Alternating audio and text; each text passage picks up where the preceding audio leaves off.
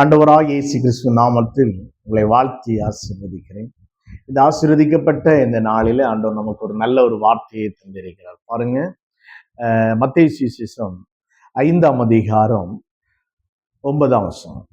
சமாதானம் பண்ணுகிறவர்கள் பாக்கியவான்கள், அவர்கள் தேவனுடைய புத்திரர் எனப்படுவார்கள். சமாதானம் பண்ணுகிறவர்கள் பாக்கியவான்கள், அவர்கள் தேவனுடைய புத்திரர் எனப்படுவார்கள். இந்த கடைசி காலத்துல சமாதானத்தினுடைய ஒரு ஆவி நம்ம எல்லாருக்கும் தேவைப்படுகிறது. எங்கே பார்த்தாலும் கலகங்கள், எங்கே பார்த்தாலும் போராட்டங்கள், எங்கே பார்த்தாலும் பலவிதமான பிரச்சனைகள், ஒருவருக்கு ஒரு அடிக்கிறது, ஒருவருக்கு ஒருவர் வேதனைப்படுத்துகிறது, காயப்படுத்துகிறது. வீடுகளில் சமாதானம் இல்லை, சபைகளில் சமாதானம் பார்க்க முடியவில்லை, தேச தலைவர்கள் மத்தியிலே சமாதானம் பார்க்க முடியவில்லை. இந்த சமாதானம் ஏன் இன்னைக்கு அநேகருடைய வாழ்க்கையில பார்க்க முடியவில்லை என்று சொன்னால், இன்னைக்கு ஒவ்வொருடைய வாழ்க்கையிலும் அதிகமா கவலைப்பட்டு கொண்டிருக்கிற ஒரு நிலைமை காணப்படுகிறது. உலகத்தை குறித்து, பிள்ளைகளை குறித்து ஒரு நிமிடம் வரை நிம்மதியாக இருக்க முடியாத ஒரு சூழ்நிலை காணப்படுகிறது. அருமைய தேவஜனமே, தேவ பிள்ளைகளே, ஆண்டவர் சமாதானம் பண்ணுகிறவர்கள் பாக்கியவான்கள் அப்படி என்று சொன்னால், இந்த வாழ்க்கையில ஆண்டவர் எல்லாரிடத்திலையும் விரும்புகிற என்ன சொன்னால் ஒரு சமாதானம். உங்களுக்கு விரோதமாக யார் என்ன பேசினாலும், யார் என்ன சண்டை பிடிச்சாலும், குடும்ப வாழ்க்கையில, தனிப்பட்ட வாழ்க்கையில, ஒரு கம்பெனில வேலை போறீங்களா, ஒரு சர்ச்சைக்கு போறீங்களா, அநேக வார்த்தைகள் வரும், அநேக பிரச்சனைகள் வரும். ஒரு சபைக்கு போகும் பொழுது, அந்த சபையில் அநேக காரியங்கள் வரும் பொழுது ஒரு சில கசப்புகள் எல்லாம் நடக்கும், இருக்கும். ஆனாலும் நம்ம ஆண்டவர் நம்மிடத்துல சொன்ன, நீ சமாதானமாக இரு, சமாதானமாக உட்கார், சமாதானமாக வாழ் என்று ஆண்டவர் சொல்கிறார். இதை கேட்கிற தேவனுடைய பிள்ளைகளே, சமாதானத்தினுடைய ஆவியை நாம் பெற்றுக்கொள்ளும் பொழுது நிச்சயம் ஆண்டவர் சொல்கிறார், நீ ஆண்டவருடைய புத்திரராக எனப்படுவீர்களா. அந்த கிறிஸ்துனுடைய சமாதானம் நமக்கு தேவை. அந்த கிறிஸ்துனுடைய குணங்கள், கிறிஸ்துனுடைய சாயல் நமக்கு தேவை. அப்படி இருந்தால்தான் நம்ம ஒவ்வொருடைய வாழ்க்கையிலையும் இன்னும் அடுத்த பெரிய காரியத்தை உங்களுடைய வாழ்க்கையில செய்ய முடியும். ஒரு குடும்பத்துல புருஷன் மனைவிக்குள்ள சமாதானம் இல்லைன்னு சொன்னா, கீரியும் பாம்பும் போலதான் 24 டைம் அடியமா நடக்கும். நம்ம யோசித்து பார்க்கணும். சமாதானத்தை நம்ம எப்படி பெற்றுக்கொள்ள வேண்டும்? வீட்டுல அந்நிதினமும் ஒரு ஜெப வாழ்க்கை இருக்க வேண்டும். குடும்ப ஜெபம் நம்முடைய வாழ்க்கையில தேவை. புருஷன், மனைவி, பிள்ளைங்க, வேதம் சொல்லுகிற முப்புரி நூல் அற்று போகாதான். அப்ப அந்த ஜெபம் இருக்கும் பொழுது அங்கே ஒரு ஐக்கியம் உண்டாகிறது. அப்பொழுதுதான் நீங்க சாப்பிடும் நேரத்துல பிள்ளைகள் டேபிள் வந்து உட்காருவாங்க. மனைவி கனிதரும் திராட்சை செடியை போல இருக்க முடியும். இன்னைக்கு அது ஜெபம் இல்லாதனாலே தான் அந்த சமாதானத்தினுடைய ஆவி உள்ள கடந்து வர முடியவில்லை. ஏதோ கொஞ்ச நேரம் ஜெபிக்கிறோமா, தனிமையா இருந்து ஜெபிக்கிறோமா, அப்படி இல்லை.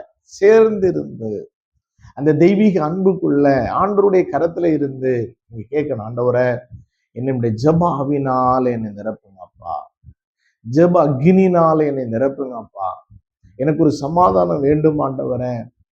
அவருடைய அதனாலதான் இயேசு சொன்னார், என்னுடைய சமாதானத்தை உங்கள் மத்தியிலே வைத்து போகிறேன், உலகம் கொடுக்கிற பிரகாரம் அல்ல.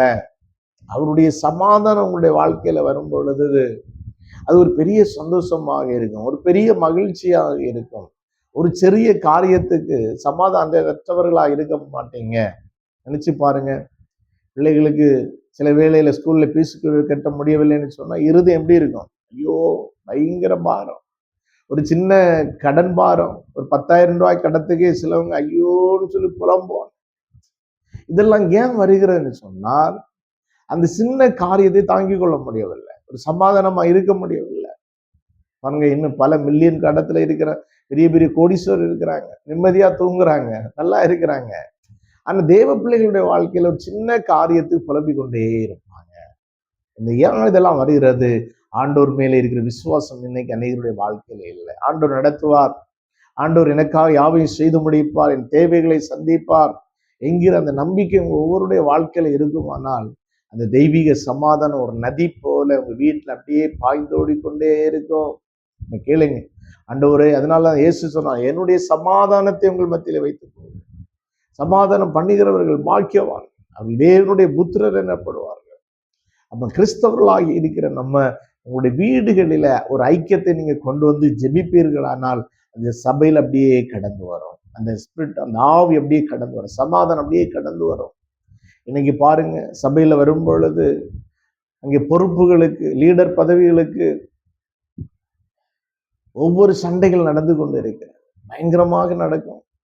இதெல்லாம் ஏன் உள்ளத்துல சொல்லுகிறேன் என்று சொன்னால், ஆண்டவர் சொல்லுகிறாரு, நீ சமாதானமாக இரு. நீ அப்போதான் என்னுடைய மகனாக இருக்க முடியும், என்னுடைய மகளாக இருக்க முடியும். அப்போ தேவனுடைய ஆவியின் அபிஷேகம் பெற்ற தேவ பிள்ளைகளே, இன்றைக்கு ஆண்டோடத்துல ஒப்பு கொடுங்க. அப்பா, அந்த கிருபை எனக்கு தாருங்க, அந்த தாழ்மை எனக்கு தாருங்க அப்பா. வீட்டுல என்ன பிரச்சனையா இருந்தாலும் அதை தாங்கிக் கொள்ளுங்க. அதற்காக நான் ஜெபித்து அதிலிருந்து ஜெயத்தை எடுக்கிறேன். அந்த தேவ மகிமை, அந்த தேவ பிரசன்னத்தை எனக்கு ஊற்றுங்க ஆண்டவரே. நான் எதை குறிச்சும் கவலைப்படக்கூடாது, எதை குறிச்சும் நான் ஆண்டவரே வேதனைப்படக்கூடாது ஆண்டவரே. எனக்கு அதை சமாதானம் வேண்டும் என்று சொல்லி கேட்கும்போது நிச்சயம் ஆண்டவர் தருவார். எதை குறிச்சும் கலங்கி போகவே மாட்டீங்க. அந்த சமாதானம் சபையில வரும், அந்த சமாதானம் உங்க குடும்பத்துல வரும். அந்த சமாதானம் தான் தேசத்துல வருகிறது, ஒருவருக்குள் வருகிறது. நீங்க ஒரு கிராமத்துல இருக்கும் பொழுது உங்களுடையக்குள் இருக்கிற அந்த சமாதானம் தான் அப்படியே ஒவ்வொரு குடும்பத்துல அப்படியே கடந்து போய்கொண்டே இருக்கும். அதனாலதான் ஆண்டவர் சொன்னார், நீங்கள் தேசத்திலே வெளிச்சமாக இருக்கிறீர்கள், தேசத்திலே உப்பாக இருக்கிறீர்கள். அப்போ இன்னைக்கு வெளிச்சமும் அந்த உப்பு உங்களிடத்துல தான் இருக்கிறது. அப்ப சமாதானத்தினுடைய அந்த தெய்வீக மகிமை உங்களுக்குள்ள இருக்கும் பொழுதும் அடுத்தவர்களிடத்துல நீங்க பேசும் பொழுது ஒருவன் கலங்கி கொண்டு இருப்பான், வேதனையோடு இருப்பான், கைவிடப்பட்ட நிலைமையில இருப்பான், தற்கொலைக்கு கடந்து போகிற நிலைமையில இருப்பான். நீங்க அவனிடத்துல போய் ஒரு ஆறுதலான வார்த்தைகளை சொல்லும் பொழுது, தேற்றுகிற வார்த்தைகளை சொல்லும் பொழுதும் அவன் அந்த வார்த்தையில உடனே என்ன செய்வான்? சரண்டர் ஆவி அந்த வார்த்தை அவனை தேற்றும், அந்த வார்த்தை அவனை ஆறுதல் படுத்தும், குணமாக்கும். அவன் வீடுல கடந்து போகும் பொழுது அந்த சமாதானத்தோடு அவன் கடந்து போ. அதனாலதான் அவன் சீடரிடத்துல சொன்னார், ஒரு வீட்டுல நீங்க கடந்து போகும் பொழுது அந்த குடும்பத்துல நீங்க சமாதானத்தை கூறுங்க. அப்ப பாருங்க, நம்மிடத்துல தான் ஆண்டவர் சொல்லி இருக்கிறார். அப்ப இன்றைக்கு நீங்க ஒரு முடிவு எடுக்கணும். ஆண்டவரை, சமாதானத்தை எனக்கு தாருங்க, அந்த தெய்வீக அபிஷேகம் எனக்கு வேண்டும் ஆண்டவர், அந்த தெய்வீக வல்லமை எனக்கு வேண்டும் என்று சொல்லி கேளுங்க, அவர் தருவார். சமாதானம் பண்ணுகிறவர்கள் பாக்கியவான்கள். இந்த கடைசி காலத்துல இன்னைக்கு அநேக கிறிஸ்தவருடைய குடும்பத்துல எப்பொழுதும் சண்டை, மாறி மாறி சண்டை, கைவேஸ் என்கிற நிலைமை, தாங்கிக் கொள்ளுகிற ஒரு தன்மை இல்லை. இதெல்லாம் ஏன் கடந்து வருகிறது என்று சொன்னால், ஜெபம் இல்லாதனால. ஜெபிக்கிற மனுஷன் ஒவ்வொருடைய வாழ்க்கையில ஆண்டவர் பேசுவார், ஒரு காரியத்தை குறித்து பேசுவார்.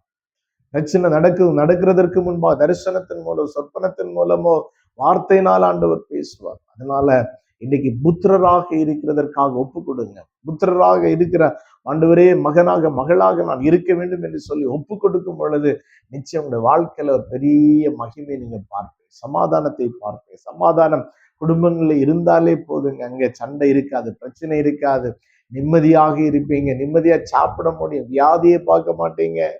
அது பெரிய ஒரு ஆனந்தம். அதனாலதான் பக்தன் வரை விதமா இயேசுவின் குடும்பம் ஒன்று உண்டு, அன்பு நிறைந்த. அந்த அன்பு நமக்குள்ள இருக்குமானால், அந்த பரலோக அன்பு நம்ம ஒவ்வொருடைய வாழ்க்கையில இருக்குமானால் நிச்சயம் அந்த சமாதானம் உங்களுடைய வாழ்க்கையிலே தங்கி இருந்தால் உங்களுடைய வாழ்க்கையில எப்பொழுதும் ஒரு நிறைவு இருக்கு, ஒரு ஆசீர்வாதம் இருக்கு. நான் உங்களுக்காக ஜெபிக்கிறேன். எங்களை முடியுங்களா? பரலோக பிதாவே, நீ துதிக்கிறோம். இந்த வார்த்தையின்படியே ஆண்டவரே, இந்த வசனத்தை கேட்ட ஒவ்வொருடைய வாழ்க்கையில் சமாதானம் உண்டாகட்டும். குடும்பங்கள் இருக்கிற சண்டையின் ஆவி, கலகத்தினுடைய ஆவி, பிரச்சனையை உண்டு பண்ணுகிற ஆவி, பிரிவினையினுடைய ஆவிகள் நசரேனா இயேசுவின் நாமத்தினால் எரிந்து போகட்டும். ஆண்டவரே, இன்றைக்கு சமாதானம் இல்லாதபடிக்கு அநேக குடும்பங்கள்ல பிரிவினையினால தகர்க்கப்பட்ட ஒரு வாழ்க்கை காணப்படுகிறப்பா. நான் ஜெபிக்கிறேன், குடும்பங்களை சமாதானத்தை கொடுங்கப்பா. சமாதானத்தினுடைய ஆவி தங்கி இருக்கட்டும், ஒரு ஜெப அபிஷேகம் ஊற்றப்படட்டும். இந்த வார்த்தையின் மூலம் ஒவ்வொரு குடும்பத்தை நீர் கட்டினதற்காக நன்றி. இந்த வார்த்தையின் மூலம் ஒவ்வொரு குடும்பத்தையும் நீர் ஆசீர்வதித்ததற்காக நன்றி ஆண்டவரே. நன்றி நன்றி நன்றி. உடைய பிள்ளைகளுடைய ஒவ்வொருடைய வாழ்க்கையிலையும் ஹல்லேலூயா, கர்த்தருடைய ஆவியானவர் நீர் எழுந்தள்ளுங்க, பிளஸ் பண்ணுங்க, ஆசீர்வதிங்க. இயேசு கிறிஸ்துவின் ஜீவனுள்ள நல்ல தகப்பனே, ஆமென். God bless you. கர்த்தர் உங்களை ஆசீர்வதிச்சாச்சு. ஆமென்.